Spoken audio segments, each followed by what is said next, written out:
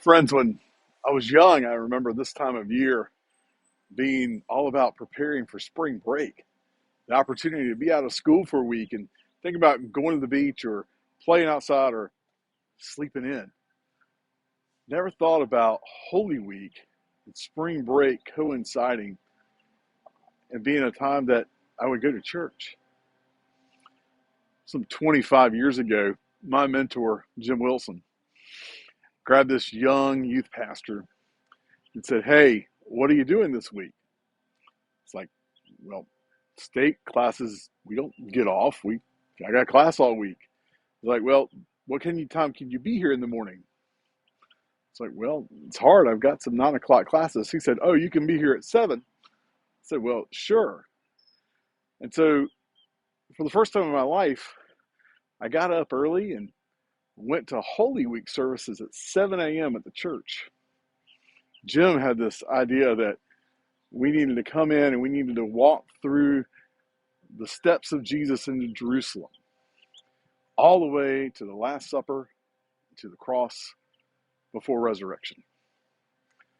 So for Holy Week, Palm Sunday to Easter, every morning, 7 o'clock, there in morning devotion, giving times of prayer and praise, singing without an organ or without a piano, to walk with Jesus.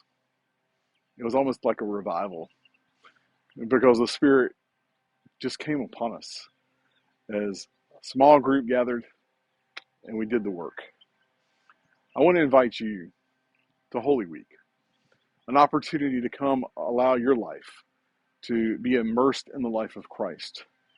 As we walk together through the grand parade and entry into Jerusalem where they shout Hosanna, and then come together again at the table as we remember the Last Supper, as Jesus took regular bread, regular wine, and said, this is my body and my blood broken for you.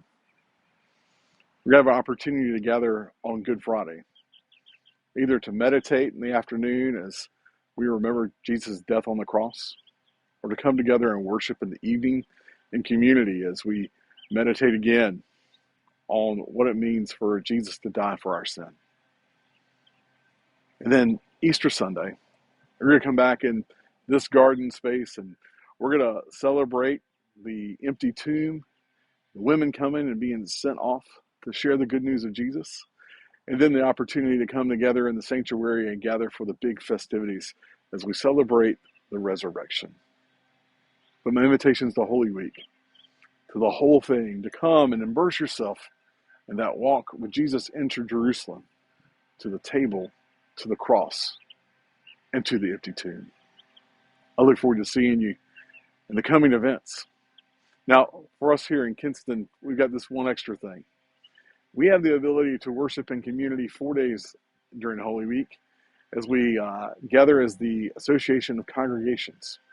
And so you actually have the opportunity here to worship every day, multiple times in many cases, to come together in community with Christians and others believers as we walk with Jesus.